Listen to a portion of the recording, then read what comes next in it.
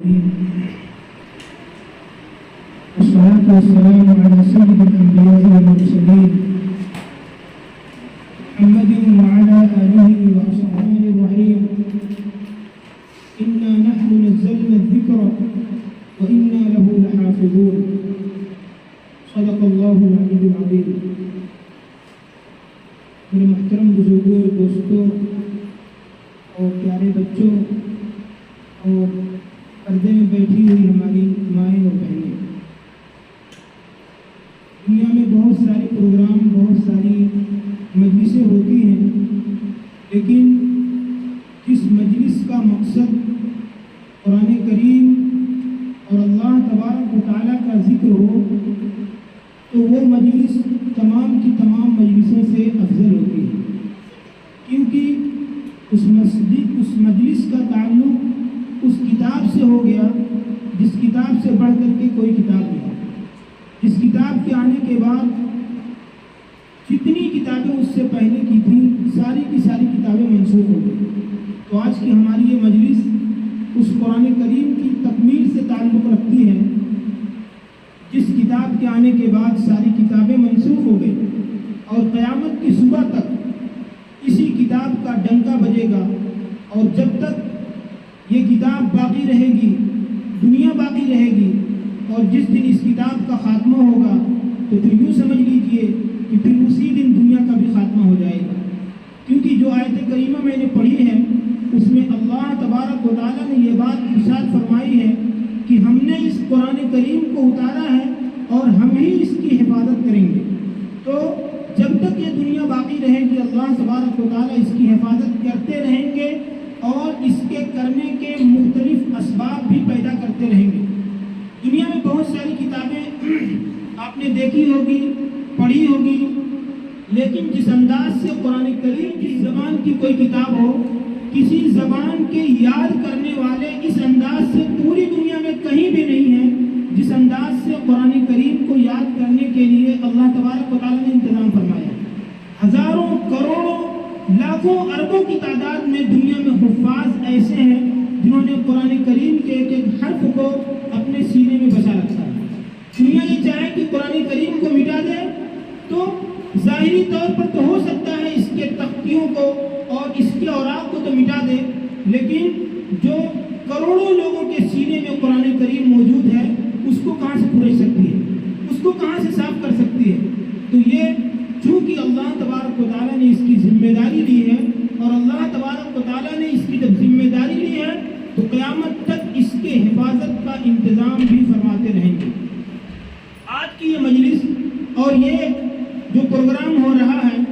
بڑی سعادت کی بات ہے کہ اللہ تبارک و تعالیٰ نے آپ کے بچوں کو، خاص طور سے جس بچی نے اس قرآن کریم کو آج مکمل کیا ہے، جس کی وجہ سے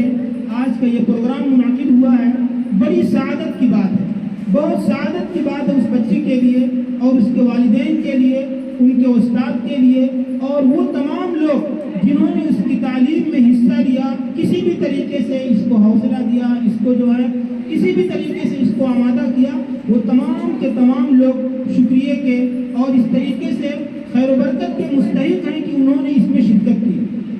آپ کو بہت زیادہ لمبی تقریر نہ کر کے میں ایک دو واقعہ آپ کے سامنے بیان کرنا چاہتا ہوں جس سے آپ کو اس بات کا اندازہ ہو جائے گا کہ قرآن کریم کی اہمیت کتنی ہے. ایک واقعہ بڑا زبردست ہمارے سامنے ذہن میں آیا، چاہتا ہوں کہ آپ کے سامنے اس واقعے کو بیان کروں. واقعہ کچھ یوں ہے کہ حضرت عیسیٰ علیہ السلام وحی کے ذریعے سے اس بات کی اطلاع ملی کہ اس قبر میں جو آدمی مدفون ہے، جو قبر میں موجود ہے، اس کو عذاب ہو رہا ہے اور اس عذاب کی سختی سے وہ آدمی جوجھ رہا ہے اور جھیل رہا ہے. لیکن حضرت عیسیٰ علیہ السلام وہاں سے گزر گئے اور جب واپس ہوئے ہیں تو پھر وہاں پر وحی کے ذریعے سے ان کو اس بات کا احساس ہوا کہ اب اس آدمی کو عذاب نہیں ہو رہا ہے، بلکہ وہاں پر رحمت کے فرشتوں کو انہوں نے دیکھا. تو حضرت عیسیٰ علیہ السلام کو بڑا تعجب ہوا. انہوں نے پوچھا اللہ تبارک و تعالیٰ کی ذات سے، یعنی کہ انہیں اس بات کی فکر ہوئی اور انہوں نے پوچھا اور اللہ تبارک و تعالیٰ سے یہ درخواست کی کہ اللہ یہ سب کیا ماجرا ہے کہ ابھی میں جب جا رہا تھا تو اس قبر کو عذاب ہو رہا تھا اور جب جب واپس آ رہا ہوں تو یہاں پر رحمت کے فرشتے مجھے نظر آ رہے ہیں۔ تو انہیں اطلاع دی گئی، انہیں بتایا گیا کہ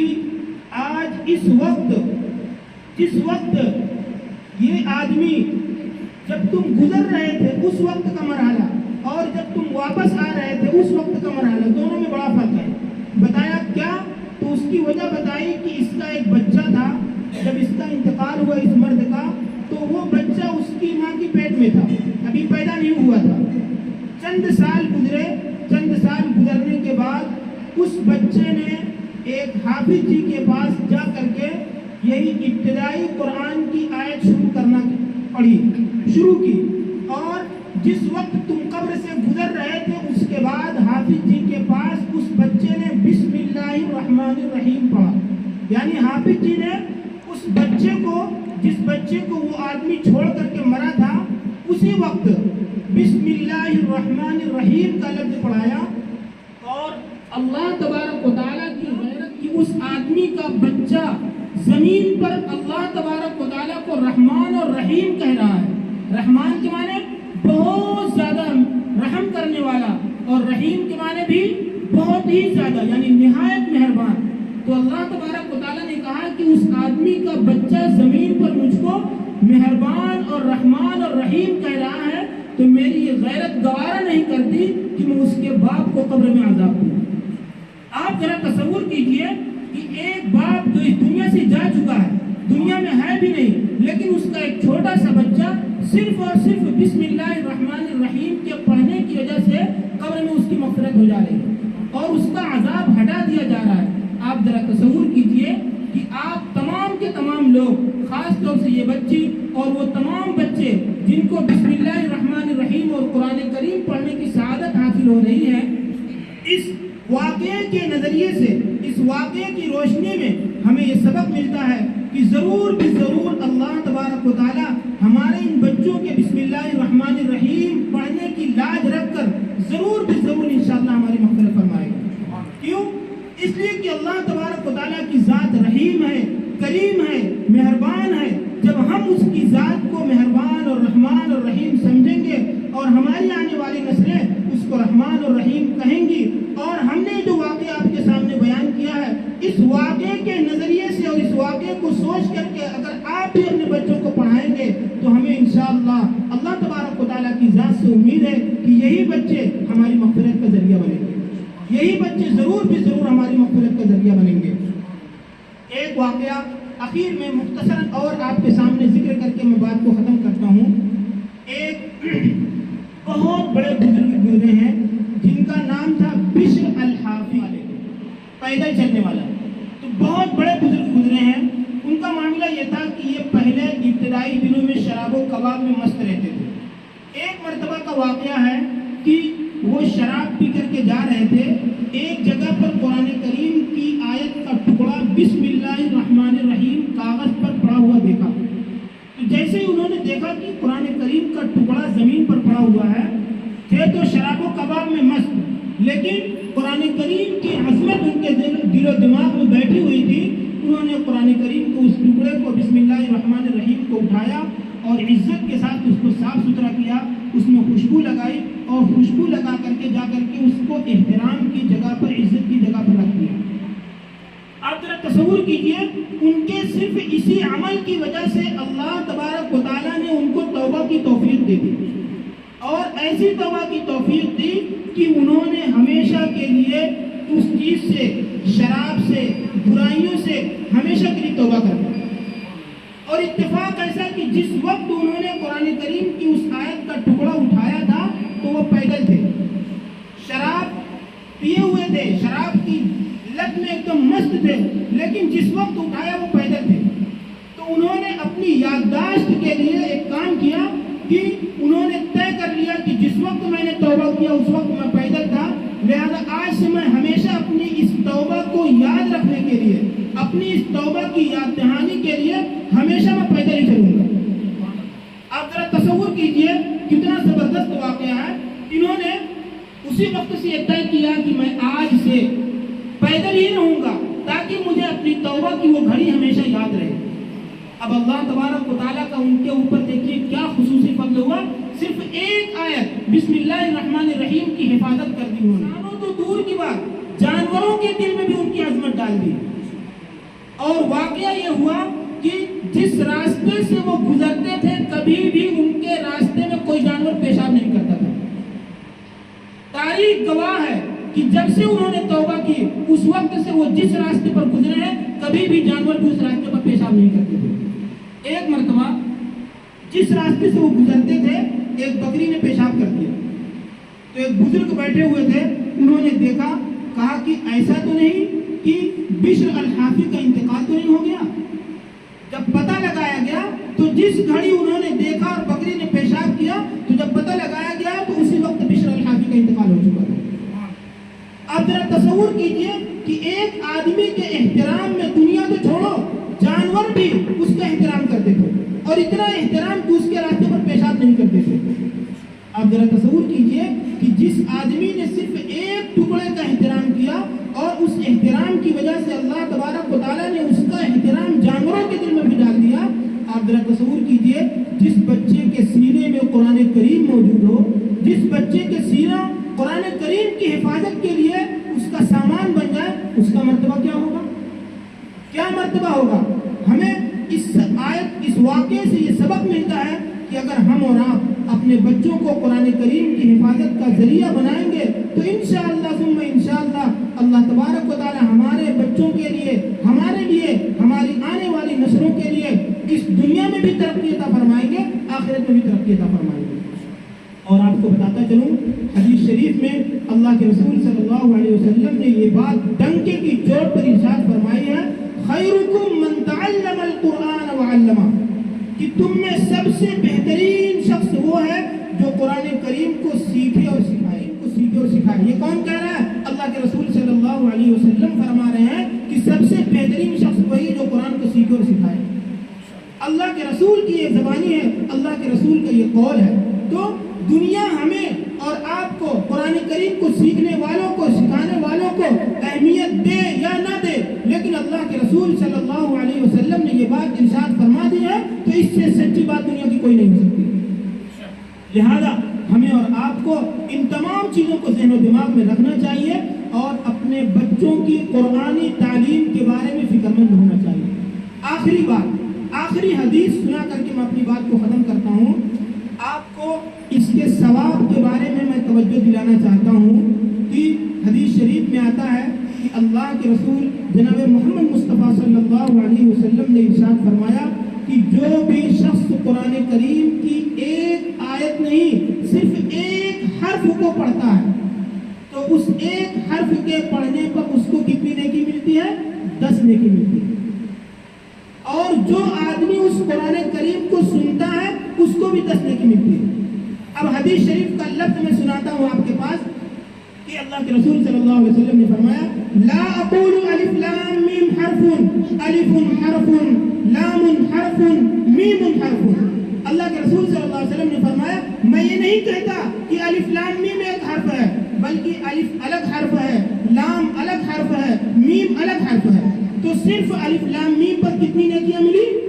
30 نیکیاں مل گئی۔ صرف الف لام میم پر 30 نیکیاں مل گئی۔ آج ہم اور آپ اتنی زیادہ، ایک پارہ اگر کوئی تلاوت کر لے گا تو نیکیوں کا اندازہ نہیں کر سکتا۔ آج ہمیں اس کی اہمیت نہیں ہے، آج ہم دنیاوی چیزوں میں مشغول ہیں، ہمیں اس کا احساس نہیں ہو رہا ہے۔ لیکن وہ حدیث آپ سے اپنے ذہن و دماغ میں رکھیے نہ پڑے گا تو صرف ایک نیکی کو مانگنے کے لیے اپنی بیوی سے، اپنی ماں سے، اپنے باپ سے، اپنے بھائی سے، اپنے تمام رشتہ داروں سے وہ صرف یہ کہے گا میری گاڑی پھنس گئی ہے، ایک نیکی دے دیجئے، ایک نیکی دے دیجئے، لیکن کوئی دینے کو تیار نہیں ہوگا۔ ایک نیکی کوئی دینے کو تیار نہیں ہوگا۔ آج اللہ تبارک و تعالیٰ ہماری زندگی میں ہمارے لیے ثواب حاصل کرنے کے لیے دہانے کھولے ہوئے ہیں کہ آپ قرآن کریم کو پڑھیے اور اتنا ثواب لیجئے، اتنا ثواب لیجئے کہ آپ خود اندازہ نہیں کر سکتے۔ لیکن آج ہم ہیں کہ دنیا کی مشغولیت میں، دنیا کی چیزوں میں بالکل مست ہیں۔ 24 گھنٹہ اگر ہمیں ضرورت پڑ جائے دنیا کے لیے تو ہم راتوں کی رات جاگ جاتے ہیں، پورا کا پورا دن جگ جاتے ہیں۔ لیکن اگر ہم سے آپ سے پوچھا جائے کہ آپ روزانہ قرآن کریم کی تلاوت کتنی کرتے ہیں تو ابھی سارے کے سارے لوگ خاموش ہو جائیں گے۔ چند لوگ ایسے کھڑے ہوں گے جو کہیں گے کہ ہم پابندی کے ساتھ دنیا ادھر سے ادھر ہو جائے، اتنا خال خال ملتے ہیں۔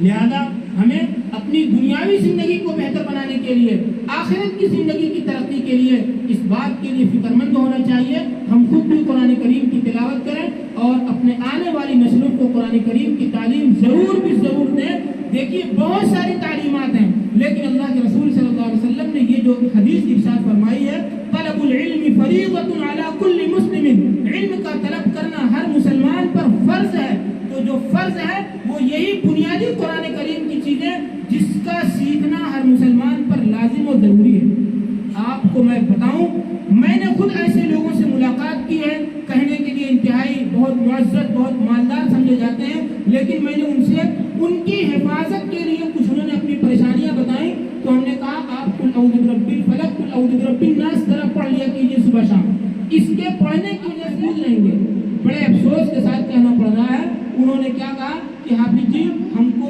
یاد نہیں ہے، انہیں سورہ فاتحہ نہیں یاد ہے،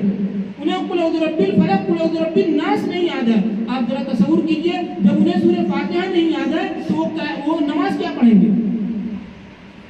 لہذا یہی وہ بنیادی تعلیمات ہیں جس کو اللہ کے رسول صلی اللہ علیہ وسلم نے ہر مسلمان کے ذمے فرض اور لازم قرار دے دیا ہے کہ اس کا سیکھنا ہر مسلمان پر فرض ہے۔ لہذا میں بہت مبارکباد پیش کرتا ہوں اس بچی کو اور ان کے گھر والوں کو، ان کے والدین کو کہ انہوں نے توجہ دی اور ان کی توجہ کے نتیجے میں آج اس بچی نے قرآن کریم کو مکمل کیا ہے۔ جتنی دنیا کی سعادتیں ہو سکتی ہیں اگر آپ اسلامی نقطۂ نظر سے دیکھیں گے تو اس سے بڑی سعادت اور کچھ نہیں ہو سکتی۔ ایک آخری بات میں کہنا چاہتا ہوں کہ ایک حدیث شریف میں آتا ہے کہ جس نے قرآن کریم کو یاد کیا کل قیامت کے دن اس کے والدین کو ایسا تاج پہنایا جائے گا جس کی روشنی سورج کی روشنی سے زیادہ بڑی ہوئی ہوگی۔